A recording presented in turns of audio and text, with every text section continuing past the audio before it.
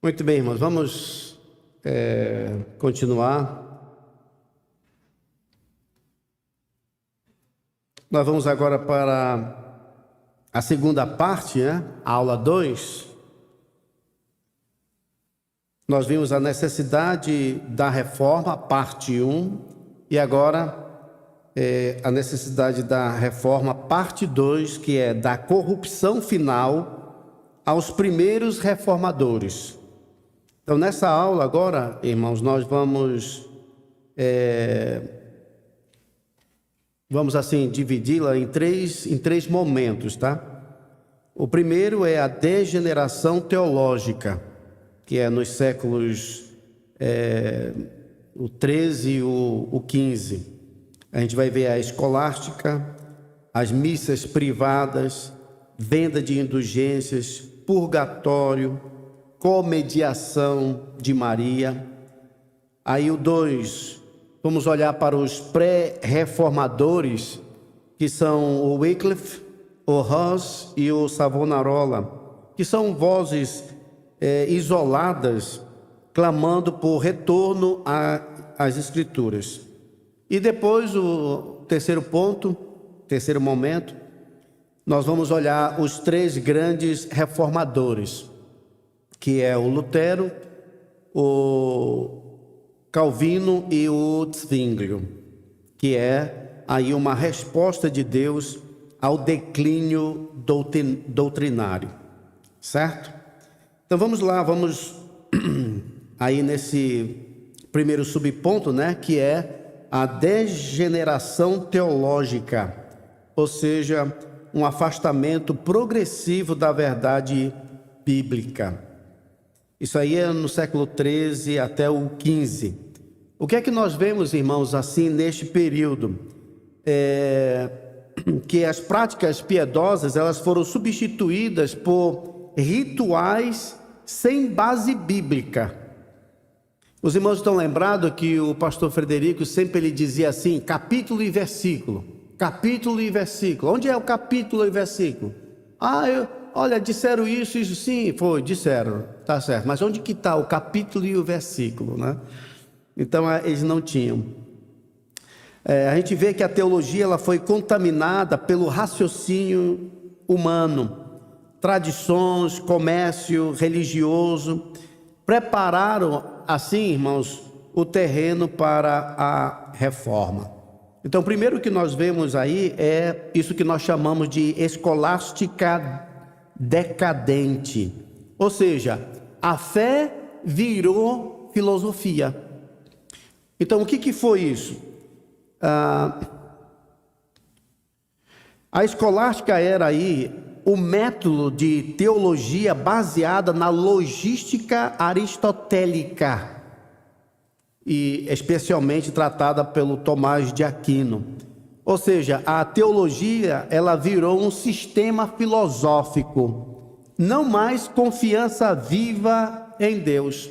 A graça ela foi tratada como uma força que ajuda o homem a cooperar com Deus, em vez de ser um favor imerecido. Os problemas teológicos, que nós podemos notar foi que substituiu a simplicidade da cruz por especulação intelectual. A razão humana passou a ocupar o lugar da revelação divina. Lembra, por exemplo, que o apóstolo Paulo, lá em 1 Coríntios, capítulo 2, 1 Coríntios, capítulo 2, o versículo 2, o apóstolo Paulo, ele disse assim, nada me propus saber entre vós, senão a Jesus Cristo e este crucificado. Então, se essas pessoas tivessem tomado essa decisão lá no passado, não teria criado isso. Eles começaram a entrar em filosofias vãs. O segundo subponto aí é a respeito de missas privadas, ou seja, a ceia virou um sacrifício repetido. Então, o que era isto? Missas celebradas sem a congregação, só com o padre. E só com esse nome, né? Lembra quando Jesus Cristo disse: a ninguém na terra chamei de pai? Então a palavra padre é pai, e papa também.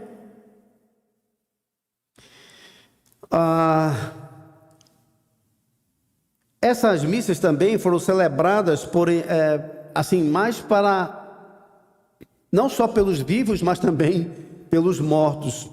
O pão e o vinho eram vistos como sacrifício real e renovado de Cristo, ou seja, era o que nós chamamos de transubstanciação, né? Aquele pão se transformava de fato o corpo de Cristo e o vinho se transformava no sangue.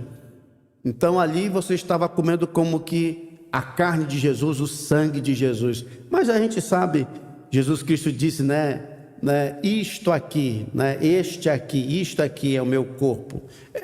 Às vezes eu fico assim pensando, por que eles também não dizem a respeito da porta, A porta também é Jesus, Eu sou a porta. Então está ali a porta, vamos pegar uma porta, ela vai se materializar como o corpo de Jesus. Então não é nada disso, é o simbolismo, o que o pão simboliza, o que o vinho simboliza. Erro teológico aí, olha, Cristo foi sacrificado uma só vez e de forma suficiente. Então, quando eles dizem que cada ceia é o sacrifício de novo de Jesus Cristo, então quer dizer que aquele sacrifício não foi suficiente, não foi uma vez por toda. O padre, ele virou mediador, usurpando o papel exclusivo de Jesus Cristo.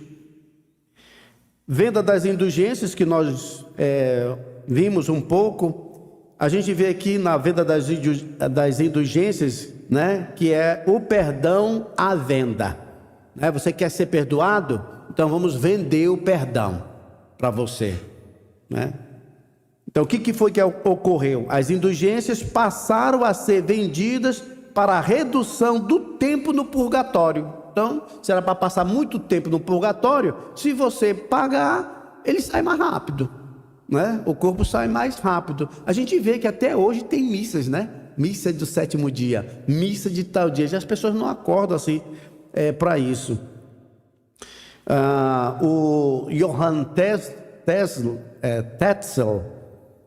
ele que dizia, porque o que aconteceu foi que o Leão X, ele em Roma, queria construir a nova Basílica de São Pedro. Então ia custar muito dinheiro. E da onde ele ia arranjar esse dinheiro todo? Então foi a questão das indulgências.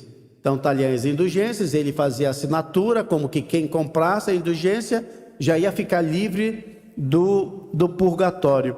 E o Johann Tetzel, que foi para a Alemanha, então ele dizia, quando a moeda no cofre soa, a alma do purgatório voa,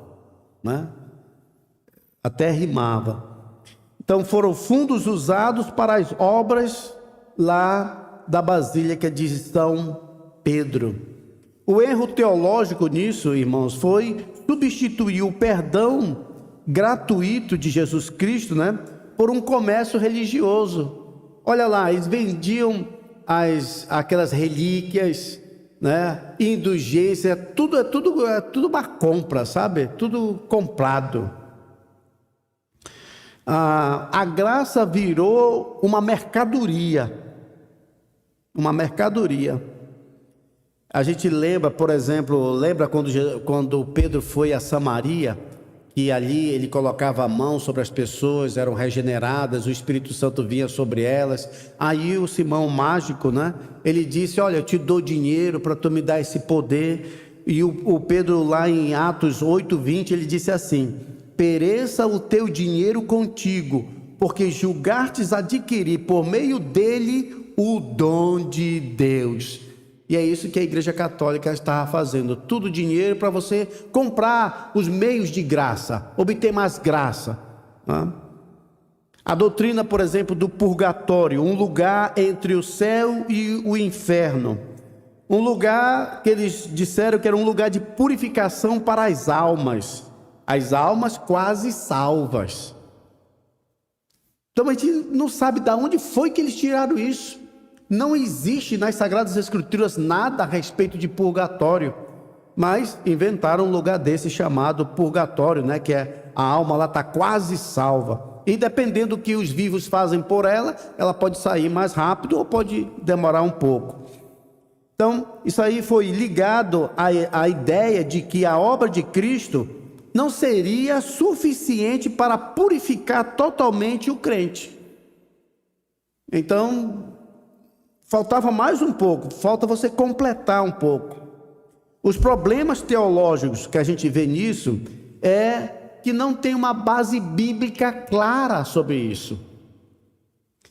E isso também contraria a obra completa de Jesus Cristo. Lembra quando Jesus Cristo está lá na cruz do Calvário? Ele disse assim: está consumado, ele disse. Está consumado. Ou seja, essa palavra no grego significa está pago. A dívida está paga.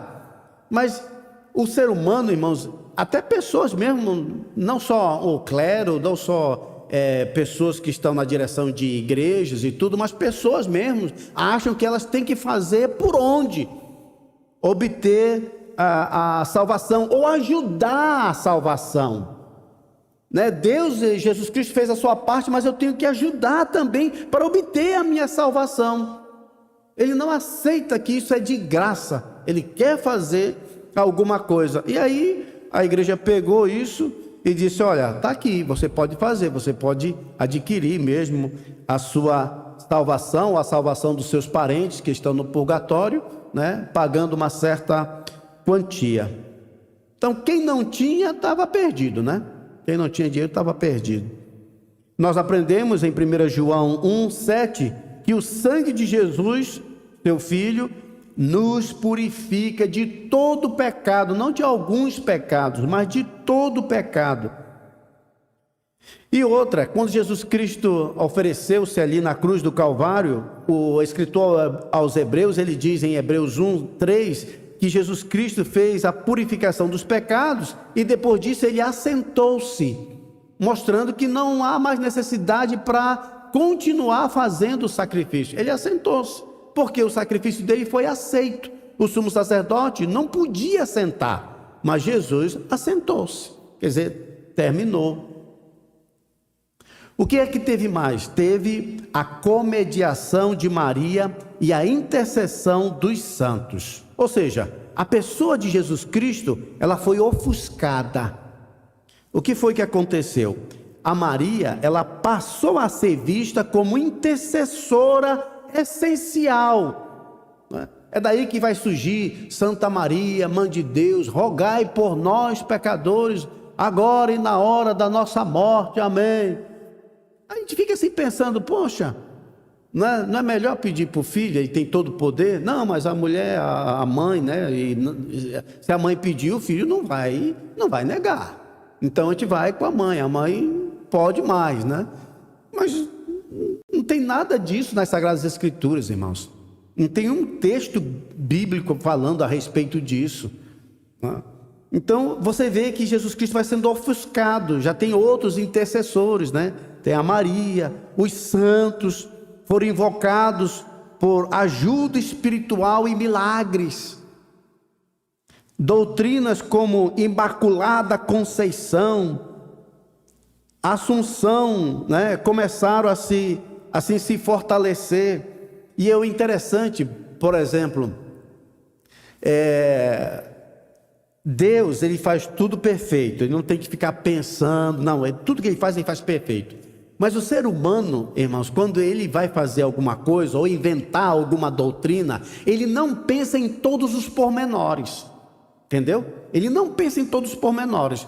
Por exemplo, no caso da Maria, aí ele diz assim: não, Maria é imaculada, a Imaculada Maria. Aí o tempo vai passando, aí eles param, ei, a gente disse que Maria era imaculada, mas se Maria era imaculada, ela não morreu. Ora, se ela não morreu, então ela foi assunta ao céu. Então vamos marcar agora aqui a ascensão de Maria.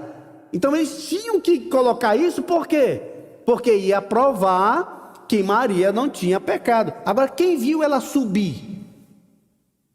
Né? Jesus Cristo estava lá, andava os seus 11 apóstolos, né, olhando e tudo. Aí 2 homens, olha, varões galileus e tal. Mas da Maria, quem viu subir? Ninguém viu subir. Mas aí a igreja pensou, não, nós dissemos que ela é imaculada. Mas não pensaram, e mais tarde, epa, mas se ela é imaculada, então ela não morreu. Ela subiu. Aí a ascensão de Maria, que é para poder manter a coerência, né? Então eles vão, à medida que os tempos vão passando, vão vendo as coisas que vão mudando, e vão mudando. Não tem nas Sagradas Escrituras isso.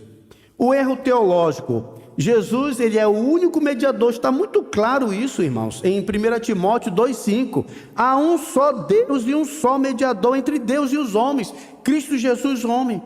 Às vezes quando a gente vai falar isso para alguém que ainda faz reza para Maria, né, ora, ou interceder por nós, a gente diz assim, olha, você acredita na Bíblia? Eu acredito. Olha, a Bíblia diz aqui, há um só Deus, existe um outro Deus? Aí a pessoa diz, não. Olha que existe. Não, não existe. Aqui diz que há um só Deus. Ah, tá bom, então vamos continuar o versículo. E um só mediador. Um mediador é aquele que fica ao meio. Um só mediador entre Deus e os homens é Cristo Jesus. Não é Maria, não é São João, não é São Pedro. E com isso, a gente não está dizendo que Maria não é santa, que Pedro não é santo, que João não é santo. Não, porque eles acham que a gente fala mal de Maria. Não. Eu gostaria que todas as mulheres fossem como Maria. Uma mulher virgem, né? Depois que teve Jesus, já está lá, já, né? Casada, teve Jesus, e aí sim, teve o seu único marido, ou seja, teve relação dentro do casamento. As mulheres que são devotas de Maria deveriam ser assim também. Serem virgem, só no casamento que perde a sua virgindade. Assim são seguidoras de Maria. Mas essas que dizem, não fazem assim, não querem. Então, ela é admirada, ela é minha irmã, ela é santa. Não tenho nada contra Maria. Só que eu não posso adorar a Maria. É admirável, é exemplo para as irmãs, é um exemplo de mulher. Não tem dúvida nenhuma. Nós não vamos falar mal dela, vamos só falar o bem. É uma mulher santa assim. E quando a gente chama de santa, é aquela questão da santificação posicional. Não que ela não teve pecado, porque a própria Maria, no seu cântico que ela fez, ela disse, a minha alma, né, se alegra no Senhor, e o meu espírito se alegra em Deus, meu Salvador. Ela vai dizer, ela vai chamar Deus de Salvador. Bom, se Deus é o seu Salvador, se Jesus é o seu Senhor, é o Salvador, então ela é uma pecadora. Então, no seu próprio cântico, ela mesmo declara que o seu Deus, né, é o seu Salvador. Então, ela é uma pecadora. Então, a fé aí foi dividida entre Cristo e outros intercessores. Não é só Cristo. Então, agora os irmãos estão entendendo por que só a Escritura? Por que só Cristo? Por causa de tudo isso, irmãos. Maria, os santos. Agora os irmãos vão entendendo o porquê dos solas. Entende? Por causa de todas essas coisas aqui. Bem, depois disso, o que nós temos, para que os irmãos possam até ter uma compreensão, até chegar os reformadores, a gente teve os pré-reformadores, que são aqueles 3 homens que viveram antes da reforma propriamente dita em 1517. Esses homens, homens mesmo de destaque, os irmãos conhecem os nomes deles, que foi primeiro John Wycliffe, 1320, 1380, que é chamado e conhecido como a estrela da reforma. Ele, um professor lá em Oxford, ele, um teólogo inglês, né, crítico da corrupção eclesiástica. Ele dava ênfase principalmente a respeito da supremacia das Escrituras como a única regra de fé. Então ele foi contra esse sistema. Ele também queria que a Bíblia fosse traduzida para o inglês. porque o povo não estava entendendo. Então o John Wycliffe começou a traduzir, né, o Novo Testamento. Ele começou a traduzir para o inglês, para a língua do povo. Ele criticou a transubstanciação, o clero rico, ao papado e às ordens mendicantes, né? Ele foi um defensor da pregação da palavra de Deus, de pegar um texto, ler o texto, explicar o texto, aplicar o texto na vida das pessoas, do que aquele ritualismo, aquela repetição que se fazia, mas defendia a pregação da palavra de Deus. Quais foram os frutos da vida do John Wycliffe? Ele inspirou o que são conhecidos dos Lollardos. Lollardos eram os discípulos, aquelas pessoas que seguiam o que o John Wycliffe dizia. Então eles eram chamados de Lollardos, né? Ele também, irmãos, influenciou a vida de um homem em Praga, ali na República Tcheca, né, atual, né, chamado Johann Hus, e outros, porque professores, né, ou alunos iam a Oxford, ouviram o John Wycliffe, foram para Praga, e lá eles ensinando, o John Hus ouviu muito a respeito dele e também influenciou a vida dele. Consequência de toda essa posição de John Wycliffe, né, de querer a Bíblia traduzida para a língua do povo, e contra o clero, contra a transubstanciação e essa tradução, né, para a língua do povo, contra a supremacia do Papa. Então o que aconteceu? Ele, depois de ter uma morte normal, morreu normalmente, mas ele foi condenado postumamente.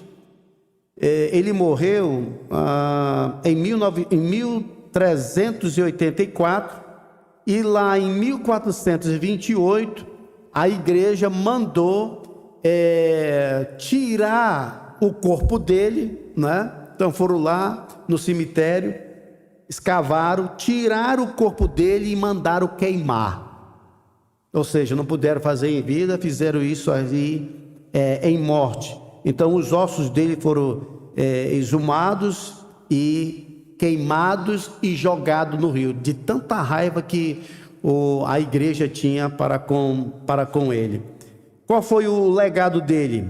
A Bíblia como bem comum e o princípio da sola escritura.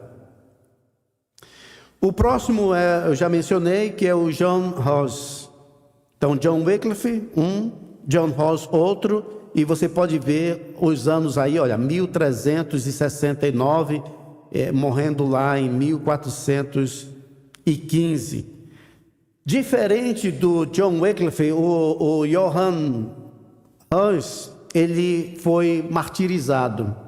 Ele foi mesmo assim queimado, né?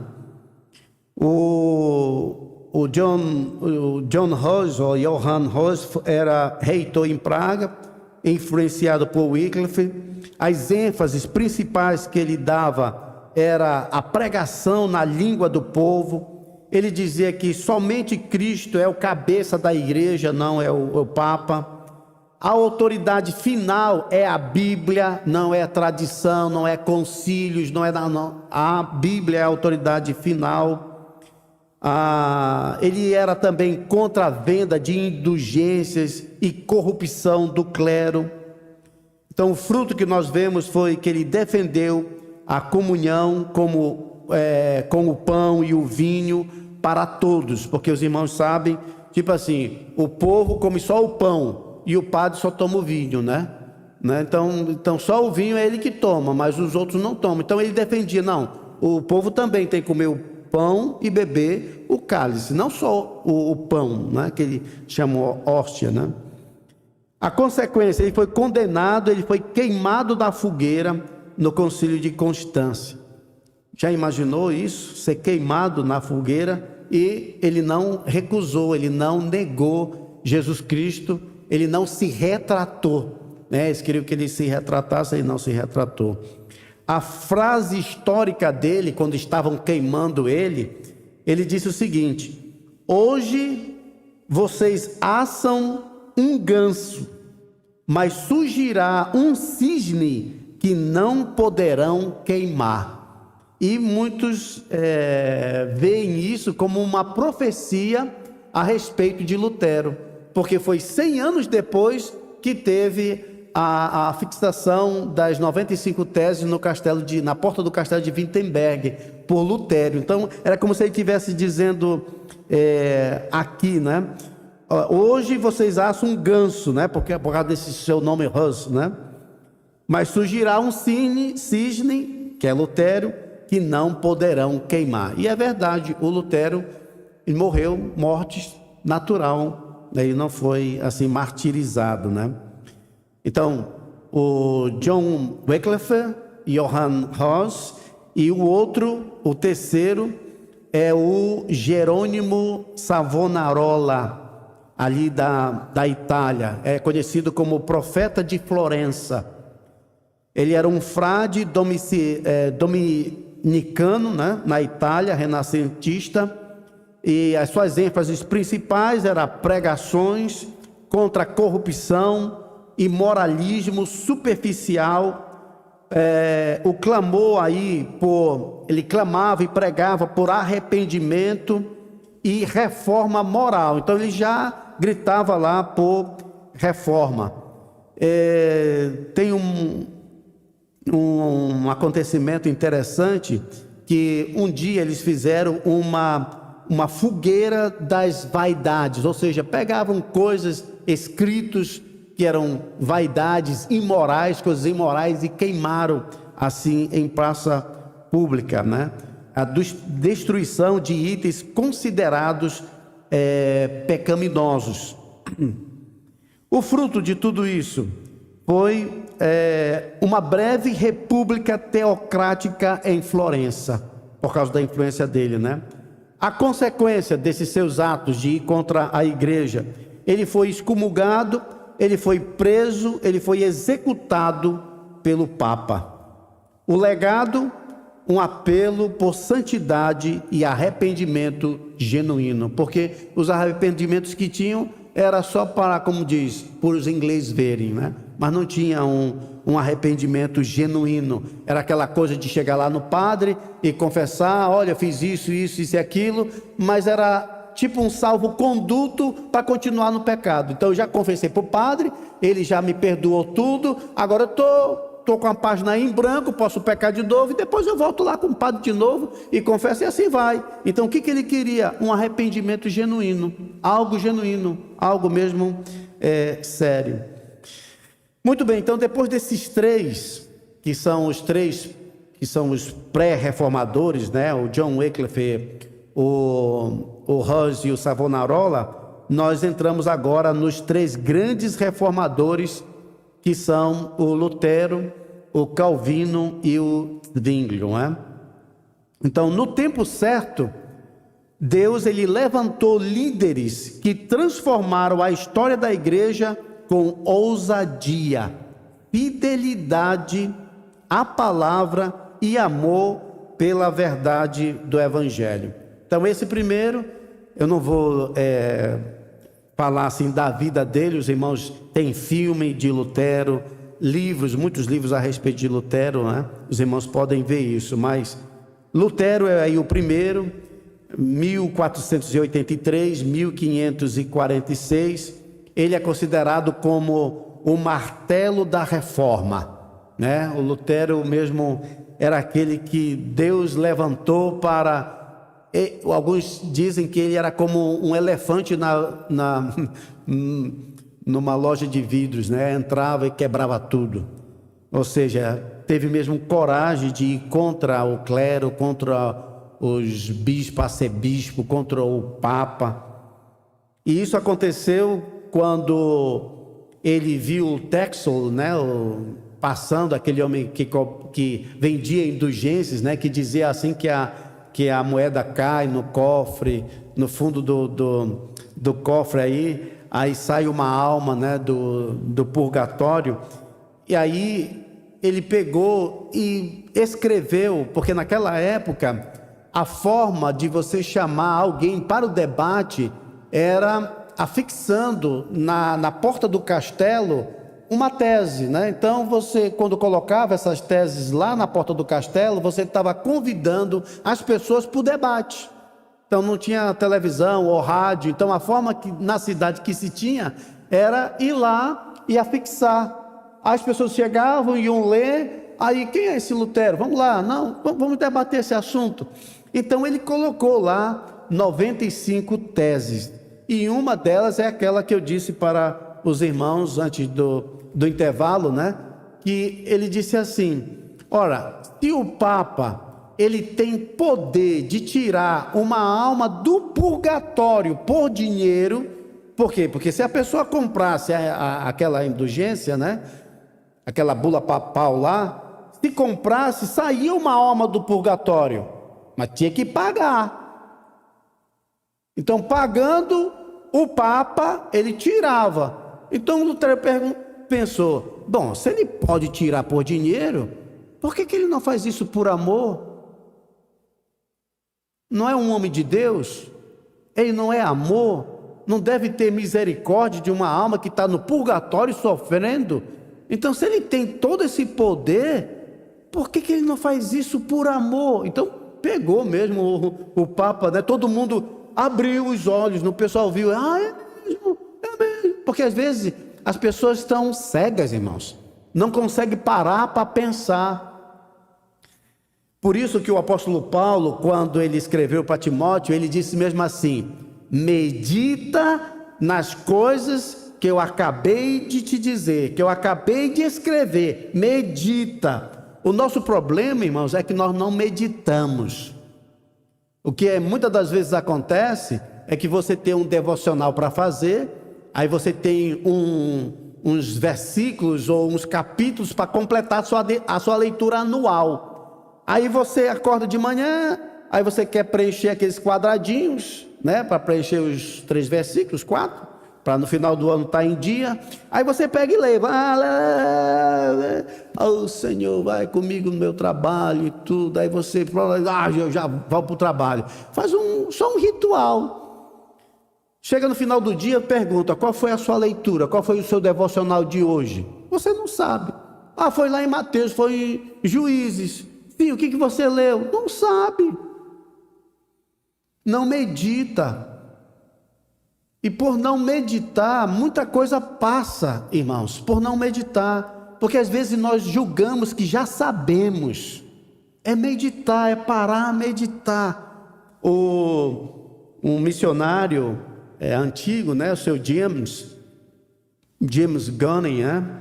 Ele, uma vez na casa da missão, ele disse assim, eu estava no seminário ainda, aí ele disse assim: meu filho, olha, você tem que ter duas leituras. A primeira leitura é para você conhecer as Sagradas Escrituras.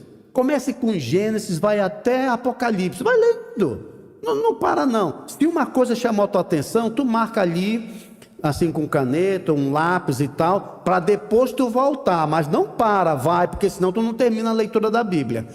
Então, são 2 leituras, você começa, vai, estuda, lê, vai deixando marcando, pronto, terminou aqui no capítulo 5, capítulo 4, marcou, no outro dia tu vai continuar, 6, 7, 8, mas aí tu vai agora numa outra leitura, aquilo que te chamou a atenção, para lá e medita, vai meditar. Por que falou assim? Por que disse dessa maneira? Medita, vai meditar naquilo. E essa vai ser mais demorada. Então foi um conselho muito bom. A leitura, para completar a leitura do ano, mas aquela outra leitura com meditação. O que Deus diz para mim? O que Ele fala para mim? Meditando na palavra. E aí, com certeza o Senhor vai falar aos nossos corações. O que o Lutero fez foi olhar para essas coisas. E ele meditou: não, isso aqui não está certo. E aí ele colocou lá as 95 teses, né? Qual foi a ênfase teológica do Lutero? Foi só a fé. Só a Escritura.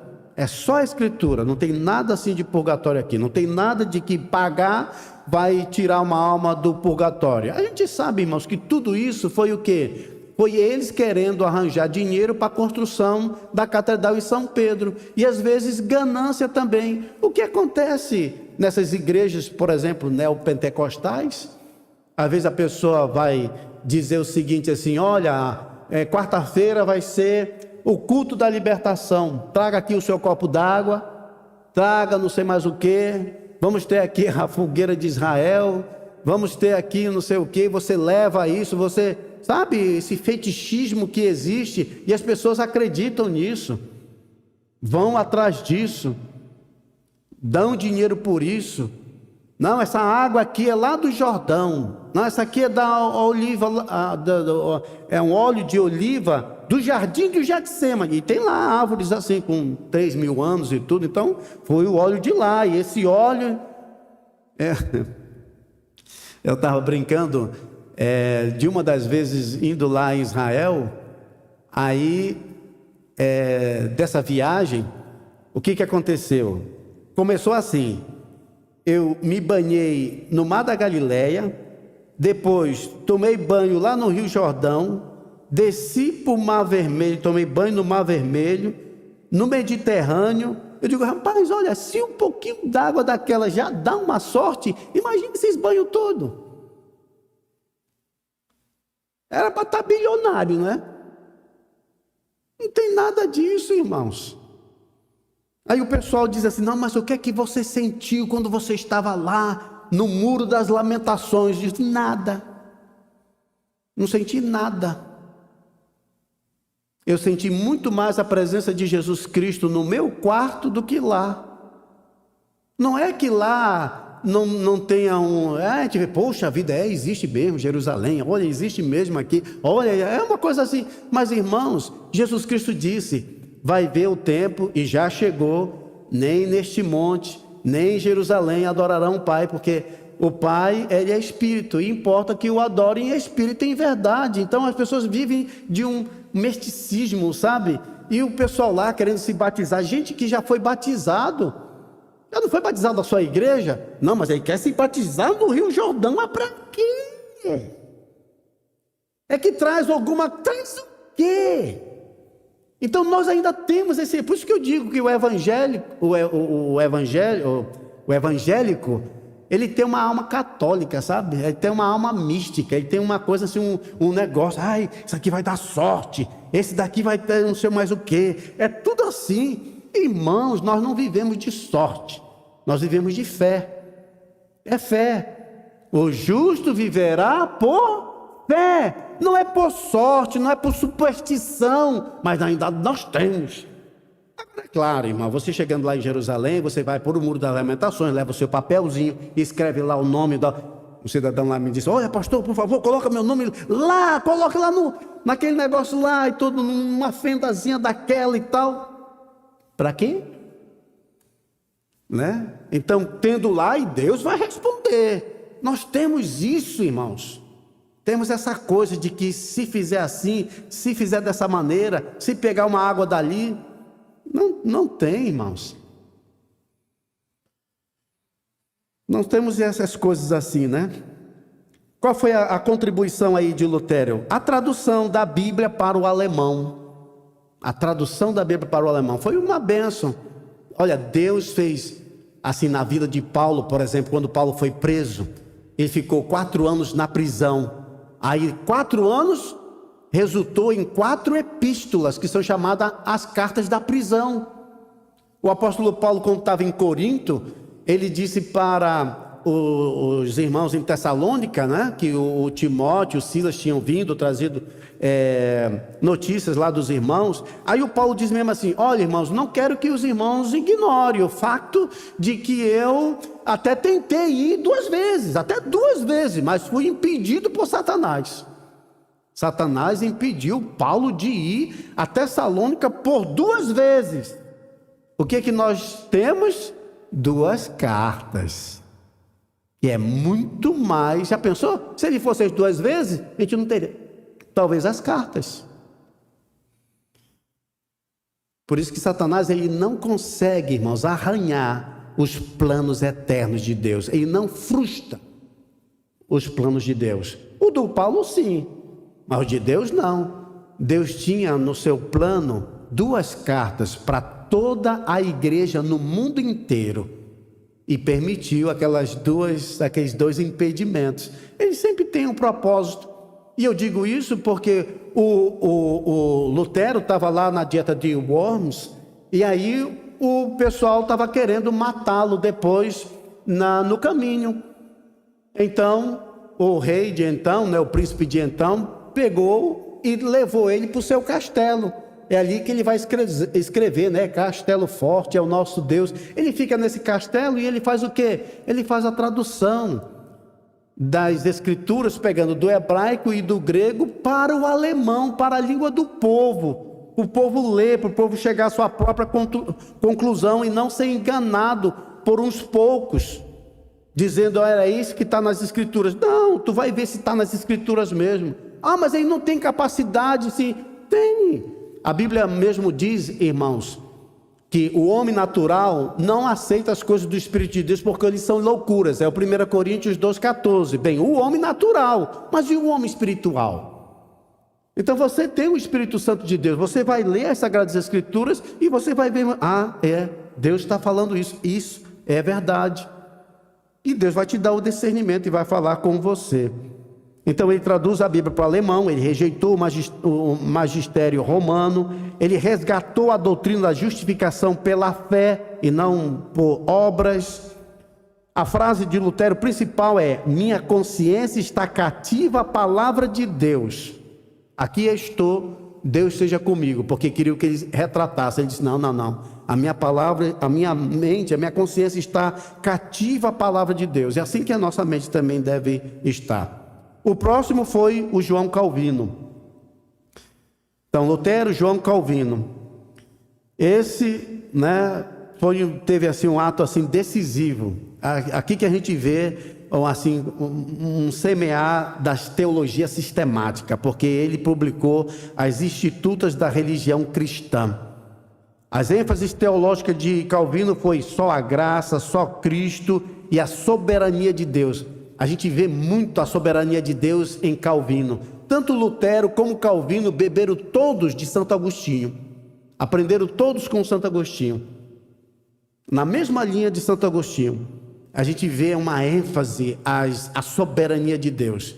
E isso, irmãos, confesso para os irmãos, a primeira vez que eu ouvi o pastor Fred pregar, a primeira vez, ele pregou de uma maneira que ele exaltou a soberania de Deus. Foi muito diferente de outras pregações que eu escutava. Falavam muito do homem, tudo, exaltava muito o homem, mas naquela pregação que o pastor Fred fez, ele falou muito da soberania de Deus. Isso me atraiu. Isso me atraiu, a soberania de Deus. Ele é soberano. Então o Calvino fez isso. Contribuição, reforma em Genebra. Fundamentos da teologia reformada, sistemática. Eu diria para os irmãos assim, irmãos, vou ser sincero com os irmãos podem não concordar, tudo bem, mas para mim não existe teologia melhor do que a teologia reformada. Não gosto de ficar perdendo meu tempo em vendo outro tipo de teologia. Para mim a teologia reformada é a melhor, porque ela exalta a soberania de Deus. Deus é soberano. Deus é soberano. E se você vai olhar, irmãos, a lista desses homens de Deus, né? Esses homens, pode pegar os apóstolos, os pais apostólicos, os pais da igreja, os reformadores, os puritanos. Você vai ver a ênfase aí é nesses. No sola escritura, no sola fide, sola graça, só Jesus Cristo, só a Deus glória, que dá glória ao Senhor, que quer exaltar o Senhor. Então essa aqui é a teologia, e não do homem. Não exaltar o homem. Prefiro 1000 vezes ficar do lado de Deus do que ficar do lado do ser humano. O outro é o Urs Zwinglio, que é da mesma época de Lutero, só que ele estava em Berna. Esse foi um reformador em Zurique, né? A ênfase dele foi na só escritura. Ele rejeitou tudo que não fosse bíblico, igual o pastor Fred, né? Está na Bíblia? Então tá bom. Está escrito? Tá. Não está, então não quero. A contribuição, reforma litúrgica, abolição de imagem, estímulo à pregação expositiva, leitura bíblica pública. A gente vê isso daqui. Domingo, lá vem uma pessoa ler aqui publicamente, lê pra gente, né? Lê, e depois alguém pregando de forma expositiva, expondo as Sagradas Escrituras, porque a minha palavra não vai voltar vazia. Então a frase dele era: a palavra de Deus não pode falhar. A palavra de Deus não pode falhar. Então, irmãos, esses homens, para finalizar, esses homens foram instrumentos de Deus para reacender a luz da verdade em meio às trevas espirituais. Eles nos lembram que a Bíblia deve ser central, só a Escritura. A salvação é obra de Deus, só a graça. A fé é o meio, né? Só a fé. Cristo é o único Salvador, só Cristo. E toda a glória pertence a Deus, só a Deus glória. Por quê? Porque Deus, irmãos, é que fez a salvação do início ao fim. Não tem nenhuma contribuição minha. E aí eu termino com aquilo que no passado até me chocou, porque o pastor Fred disse mesmo assim: irmãos, olha, se tiver algum defeito na minha salvação, a culpa é de Deus. Aí eu digo: mas como um homem desse fala uma coisa dessa? Ele gostava de espantar a gente. Ele gostava assim de sacudir. Aí eu ficava: mas que coisa, rapaz, homem desse... Não, eu digo isso com reverência, irmãos. Se tem algum defeito na minha salvação, aí é culpa de Deus. Porque eu não fiz nada, a salvação é toda dele. Não ficou 1% para mim. Ele fez a salvação do início ao fim. Ora, se foi ele, não tem defeito em canto nenhum, irmãos. Em canto algum. Amém? Vamos orar. Senhor Deus, muito obrigado pela tua palavra, muito obrigado por tudo que nós aprendemos nesta noite, e abençoa cada um dos nossos amados irmãos. Dá mesmo a cada um, Senhor, uma noite de paz, e que o teu nome seja sempre honrado e glorificado. Deixamos nas tuas mãos, Senhor, restantes desses dias até os estudos, que o Senhor possa nos conduzir em toda a verdade, aprendendo mais amanhã sobre só a Escritura, e que teu nome seja honrado e glorificado. No nome de Jesus oramos, amém.